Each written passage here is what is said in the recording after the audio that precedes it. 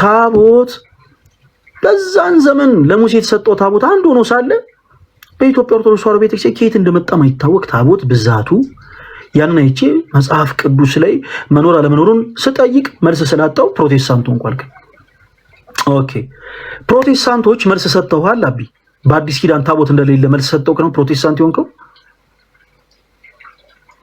አይ ከነሱ ጋር ለመልስ ይሰጡኝ። ነገር ግን ታቦት በአዲስ ኪዳን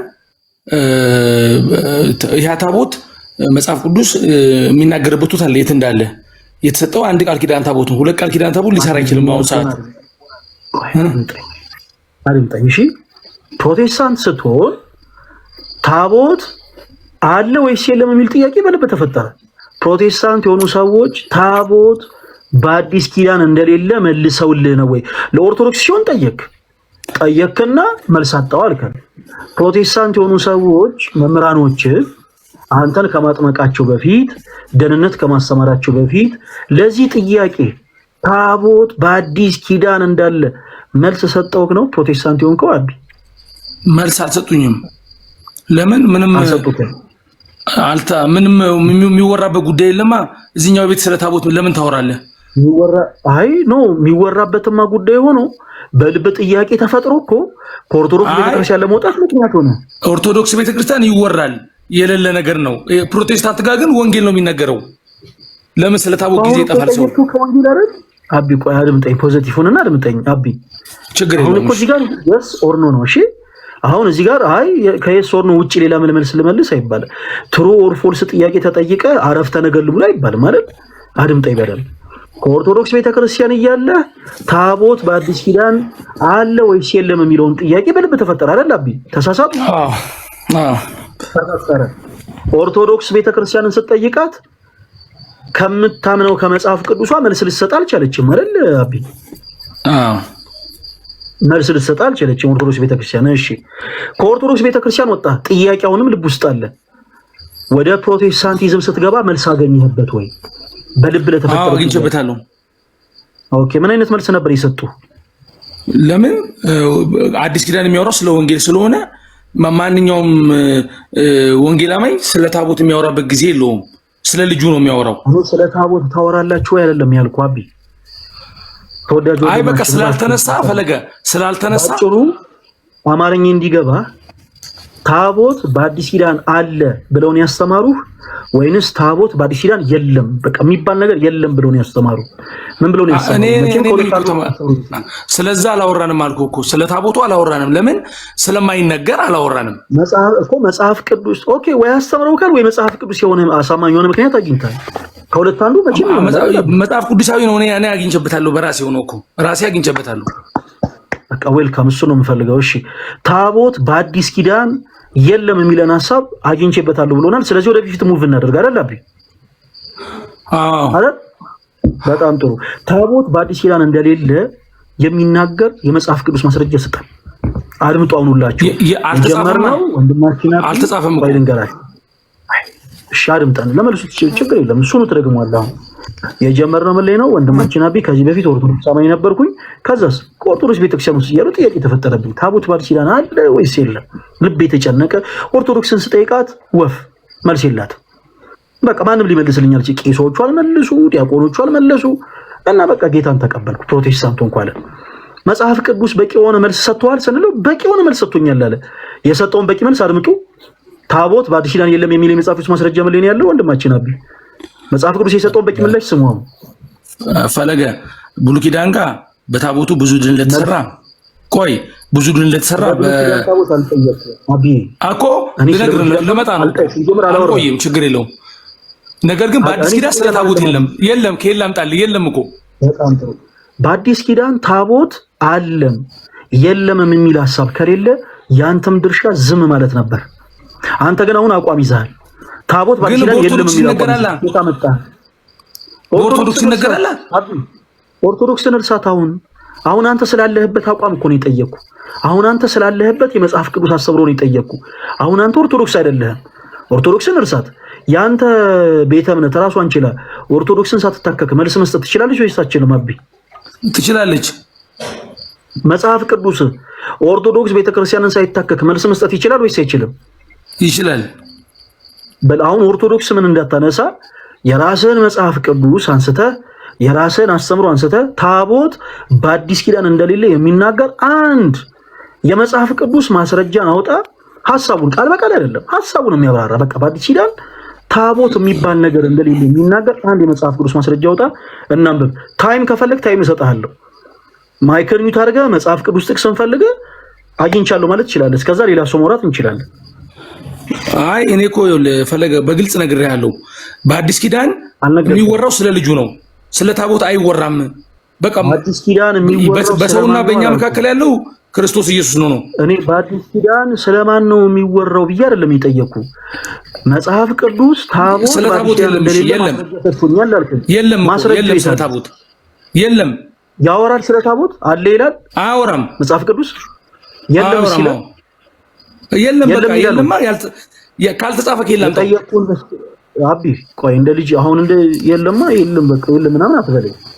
አሁን እኮ አንተ ልጆች አባት እንደ ትልቅ ሰው መልስልኝ፣ ባጭሩ መልስልኝ። እሺ ታቦት መጽሐፍ ቅዱስ በአዲስ ኪዳን አለ ይላል ወይስ አይልም?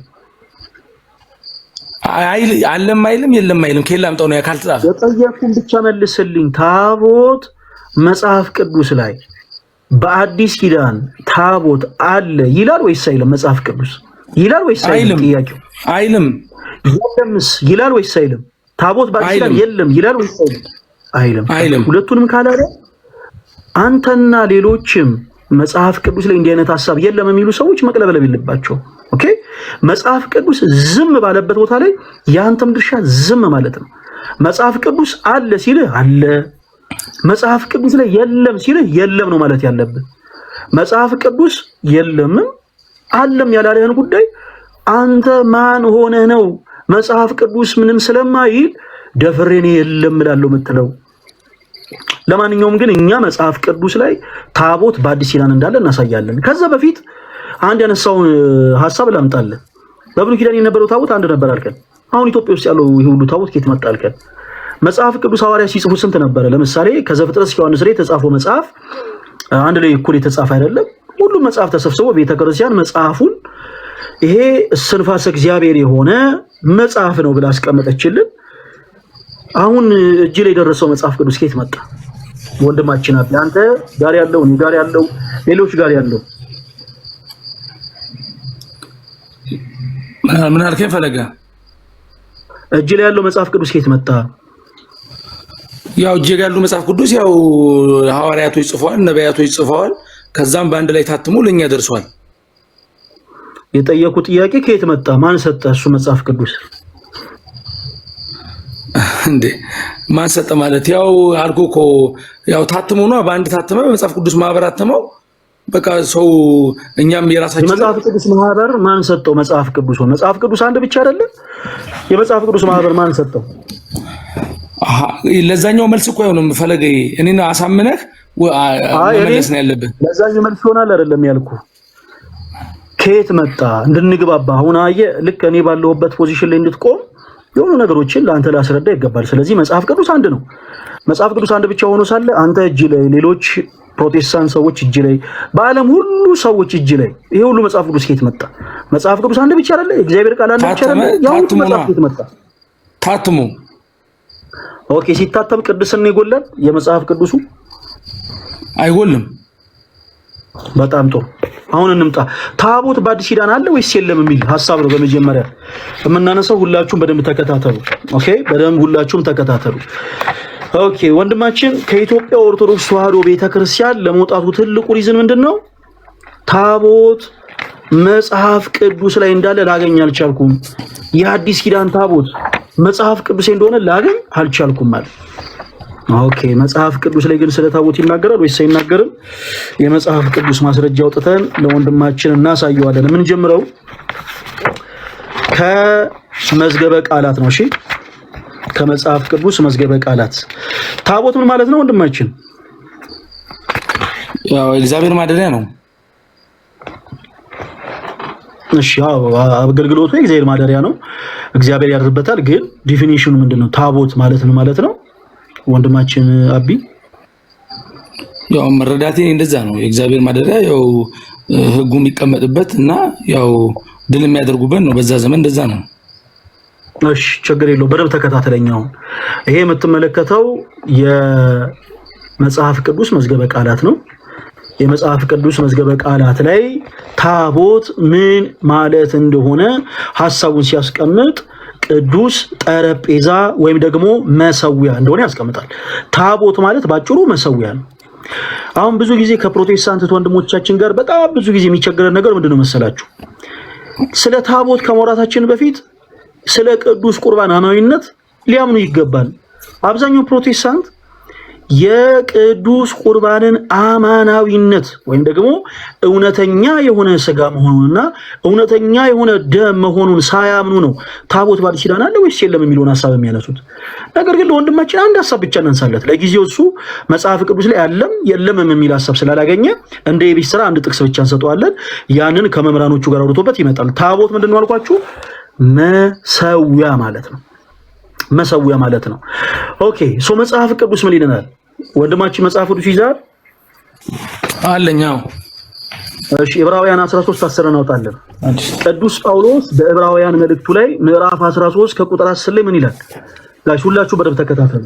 እዚህ ክፍል ላይ ኦኬ በአዲስ ኪዳን መሰዊያ አለ ወይስ የለም ወይም ደግሞ ታቦት አለ ወይስ የለም የሚል ሐሳብን ግልጽ አድርጎ ያስቀምጠዋል ማለት ነው። ፕሮቴስታንት የሆናችሁት ወንድሞች ፕሊስ መጽሐፍ ቅዱስን በምላትና በስፋት ሳትረዱ ሳታነቡ ደፍራችሁን ሐሳቦችን ለመናገር እንዳትቸኩሉ።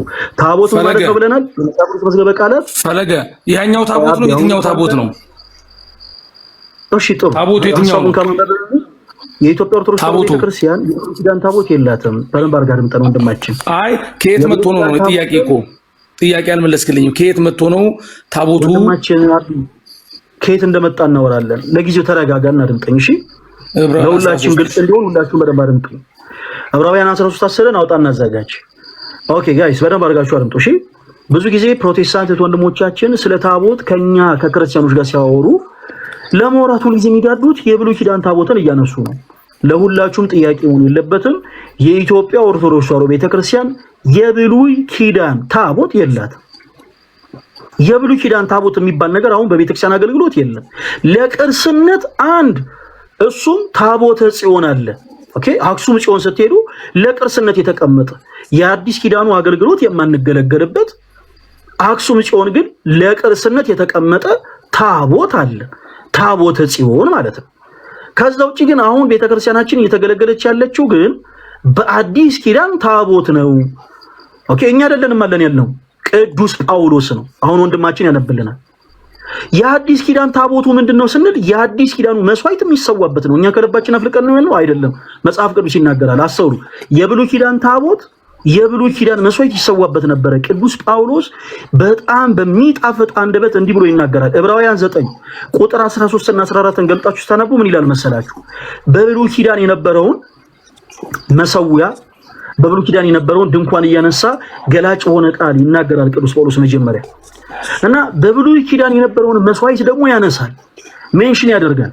ከዛ በኋላ ግን የአዲስ ኪዳኑን መስዋዕት ስሙን ያነሳል። እንዲህ ይላል ክፍሉ በብሉይ ኪዳን የነበረው በላም በበግ በፍሪዳ በዋኖስ ይቀርብ የነበረው በእነርሱ ደም ይቀርብ የነበረው መስዋዕት ሰውነትን ለመቀደስ ይሆን ከነበረ ነውር የሌለበት የጌታችን የኢየሱስ ክርስቶስ ደም ደግሞ ምንኛ ይልቅ ይላል። ኦኬ በደም ተመልከቱ።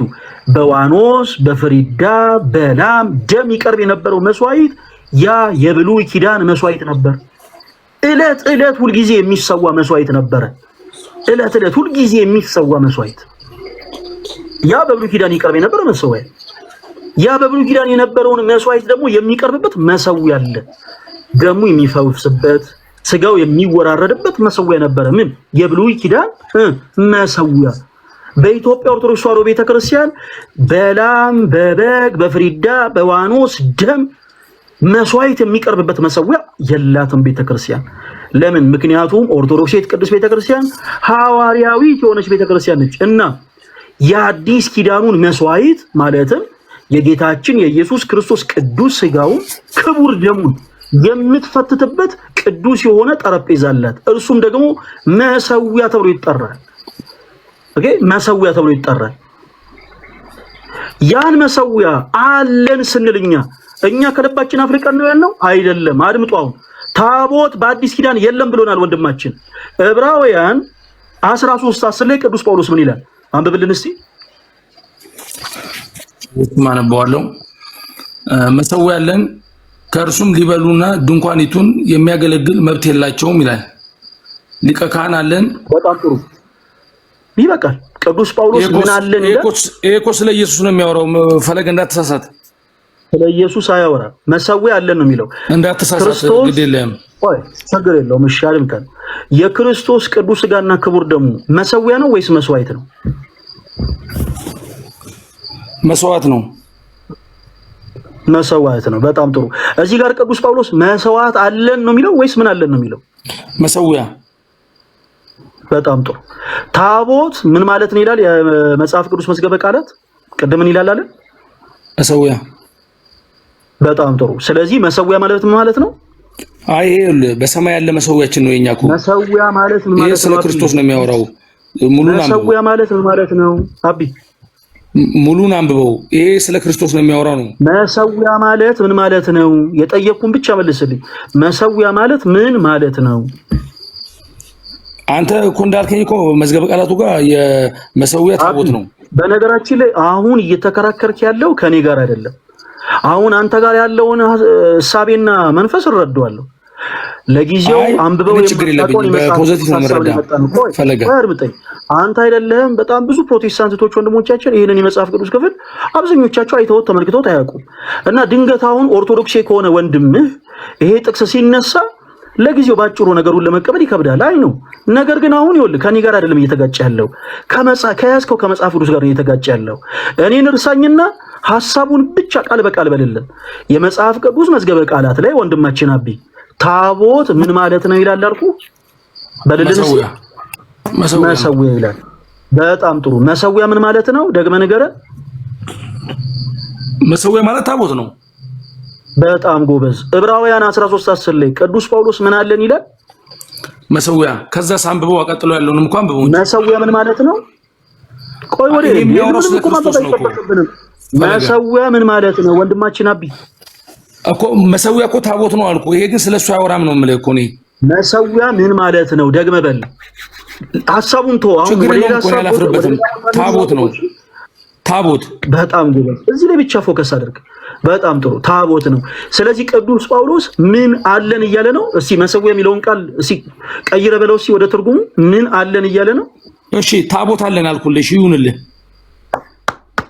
አጨብጭቡለት ፕሊስ። ለወንድማችን አቢ አጨብጭቡልኝ። ለኔ ደስ እንዲለኝ ሳይሆን ቆይ ችግር የለውም አቢ ተረጋጋና አድምጠኝ እሺ። አሁን በመጀመሪያ አንተ መከራከር የለብህ። ለምንድን ነው መሰለ መከራከር የሌለብህ? ስትመጣኛ ጋር ማስረጃ እንዳንጠይቀ ወይም ደግሞ ማስረጃም ጭምር ስለሌለ መጽሐፍ ቅዱስ ላይ ታቦት አለም ታቦት የለምም የሚል ሐሳብ አላገኘውም ብለን የመጣው። ስለዚህ አንተ አሁን ታቦት የለም ብለህ መከራከር የለብህም። እሺ አይደለም እኔ ነገርኩ። ይሄኛው አዲስ ሲጨርስ አድምጠን። እሺ ተረጋጋ እንጂ ሰው እኮ ምንም አላውቅም ካለ በኋላ አውቃለሁ ብሎ ደግሞ ነገሩ ግንፍል ሊልበት አይገባም። እስከ መጨረሻው አድምጠን። ስትመጣ ቤተ እምነትን ጠየቅን። ከዛ በኋላ ከዚህ ቀደም ኦርቶዶክስ ነበርኩ አልከን። ከኦርቶዶክስ ቤተክርስቲያን የወጣው ለምንድን ነው ስንል ታቦት በአዲስ ኪዳን አለ የሚል ሐሳብን አላገኘውም አልከን። ቤተክርስቲያንን ሳታውቃት ነው የወጣው አልኩ። እኔ ፐርሰናሊ እንዳትቀየመኝ፣ በወንድምነት ግን የምነግርህ ቤተክርስቲያንን ሳታውቃት ነው የወጣው አቤ አልኩ። ከዛ በኋላ ኦኬ ወደ መስራቾች እንግባ። የትኛው ፕሮቴስታንት ሲገባ እንዲህ ለሚለው ሐሳብና ትምህርት እንዲህ የሚል መጽሐፍ ቅዱስ መሰረት አለኝ ይላል። ግን አንተን ሆን ብዬ አላስጨነቅኩህ። እሺ እስቲ ማስረጃዎች አሉ ወይ ስንል የለም። ታቦት በአዲስ ኪዳን አለ ይላል መጽሐፍ ቅዱስ አይልም።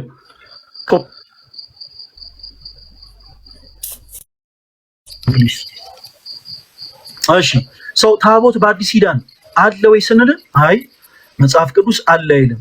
እሺ የለም ሲላል አይ የለምም አይልም አልከ።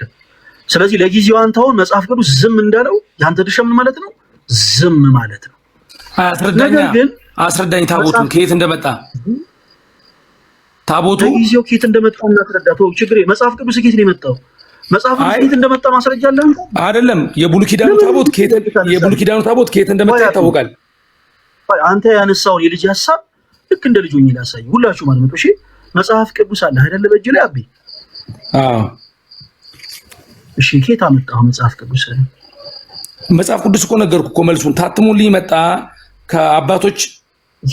ማን ያተመል? ተረት ቢሆንስ የታተመው መጽሐፍ ቅዱስ ለምን? ይሄን እናምንበታለን። አሁን ይኸውልህ ፈለገ ብሉይ ኪዳን ጋር የነበረው ታቦት እግዚአብሔር ሰጣቸው። ይሄ የጊዮርጊስ ታቦት የአርሴማ ታቦት ከየት መጣ? አቢ ተረጋጋና አድምጠኝ። እሱን እንድመልስልህ ፖዚቲቭ ሆነ እኮ ልትረዳ ይገባል። እኔ ግን ትልቅ የሆነ ሐሳብ ሳመጣልህ አንተ የሰጠህ ሐሳብ ያነሳው መስሎ አሁን የምታነሳው የልጅ ጥያቄ ነው። በመጀመሪያ አድምጠኝ። እጅ ላይ ያለው መጽሐፍ ቅዱስ ስንት መጽሐፍ ነው? አድምጡላችሁ እሺ። አንድ ስንት መጽሐፍ ነው? አይደለም ነው መጽሐፉ ስንት መጽሐፍ ነው በውስጡ የያዘው? እጅ ላይ ያዝኩ 66 ነው።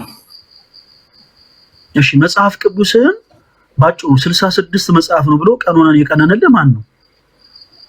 ያው ማህበር ነው እኮ አልኩ እኮ የመጽሐፍ ቅዱስ ማህበር አላለ። የመጽሐፍ ቅዱስ የሚታተምበት ነው።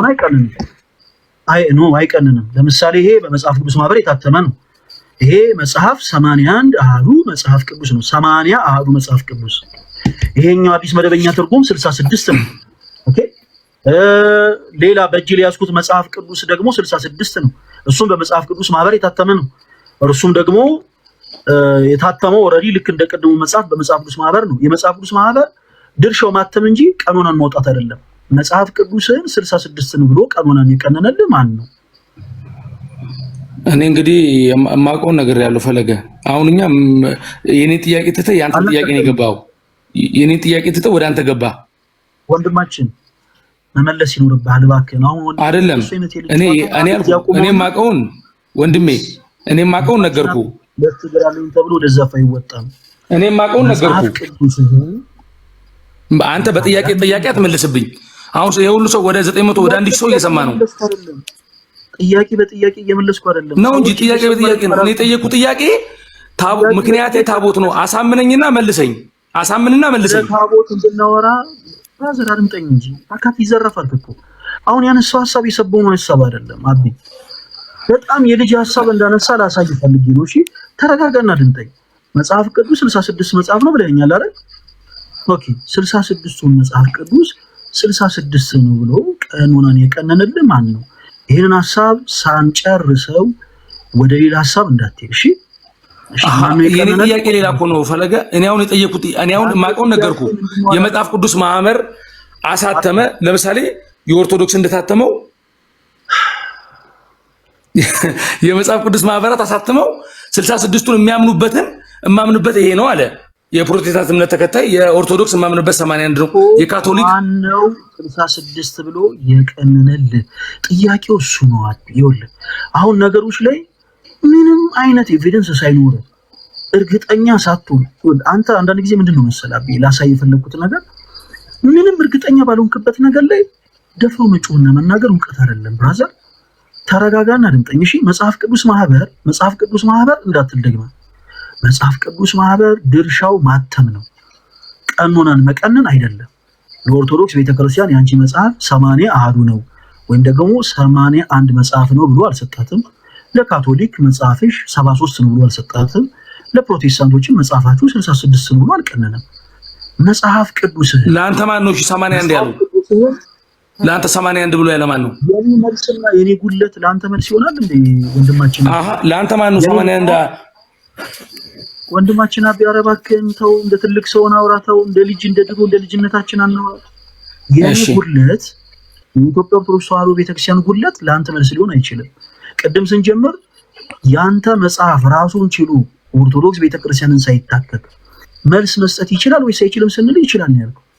ስለዚህ ኦርቶዶክስ ቤተክርስቲያንን ሳትታከክ ራስህን ችለህ መጽሐፍ ቅዱስን ይዘህ አስተምህሮትን ብቻ ንገረን። አሁን ኦርቶዶክስ ማለቱን እርሳውና ራስህን ብቻ ግልጽ። መጽሐፍ ቅዱስ እኮ ያልኩህ የወጣሁበትን መልሰኝ ነው ያልኩህ ፈለገ። የማታውቀውን ነገር ይኸውልህ ለምን እስካሁን እንዳለቀኩት ታውቃለህ? የማታውቀውን ነገር አላውቅም እንድትል እፈልጋለሁ። እሺ 66 መጽሐፍ ቅዱስን 66 ነው ብሎ ቀኖናን የቀነነልህ ማን ነው? እኔ እኮ የማውቀውን ነገር ያለው ፈለገ የምታውቀውን አልነገርከኝም። ማን ነው የቀነነልህ? ሲቀነነልህ እነ ሉተር ናቸው አይደለም የተቃወሙት? እኔ ማን ነው የቀነነልን ያልኩት? እገሌ እኔ ከጠየቁት ጥያቄ ላይ ፈለገ ከጠየቁት ጥያቄ ላይ መልስ አልሰጠኝም። እኔ እንዲህ ብሎ አንተ ወደ ፈለግኩ እኮ ነው እየወሰድከኝ ያለው።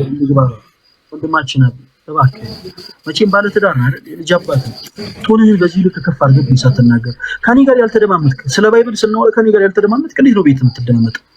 ተረጋጋና አድምጠኝ። ታዲያ እኔ እኮ እንደዚህ መጮህ እኮ አይደለም እኮ አሁን ፖይንቱ የኔ አባት አሁን ያለነው ወይ መገናኛ አይደለ ወይ ሜክሲኮ አይደለ ወይ ኃይሌ ጋርመንት አይደለ።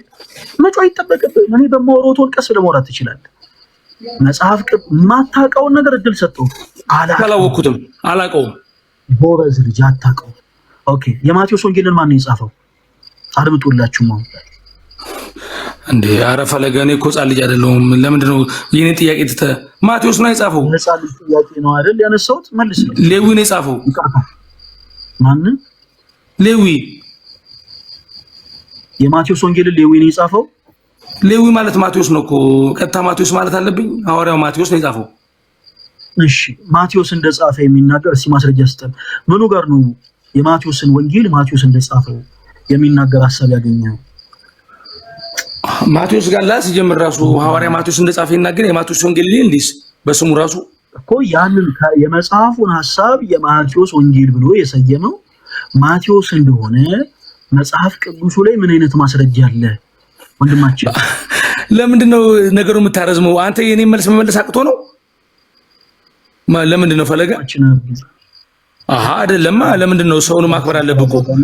የኔን ጥያቄ መልስልኝ። አንተ የመጠየቁን ጥያቄ ወንድማችን ፕሊስ እባክህን ተረጋጋና እርግጠኛ። አንተም ዲስሪስፔክት እያደረኩ አይደለም። አንተ ነገሮችን ባልተረዳህበት ልክ ነገሮችን ምናልባትም ባላወቅበት ልክ ምናልባት በአንተ እውቀት መረዳት ልክ እንደው ገምተህ ዝም ብለህ እየደፈርከኝ ነው እየናከኝ ነው። ፕሊስ አትበል። እኔ አሁን ያነሳው ልክ የማቴዎስ ወንጌልን ማቴዎስ እንደጻፈው መረጃ ምንድን ነው? መረጃ ካለ ይሄው ማቴዎስ ሌለ እንዴ? አሁንስ ድምጽ ያልቀነሰ ማይት የማቴዎስ ወንጌልን ማን እንደጻፈው? እሺ ባጭሩ ወንድማችን ሌዊ ማን ነው? አብዲ በደንብ አድርገህ ልምጠን። የማቴዎስ ወንጌልን ማን እንደጻፈ ንገረን ያልነው ለጊዜው መረዳቱ የለውም።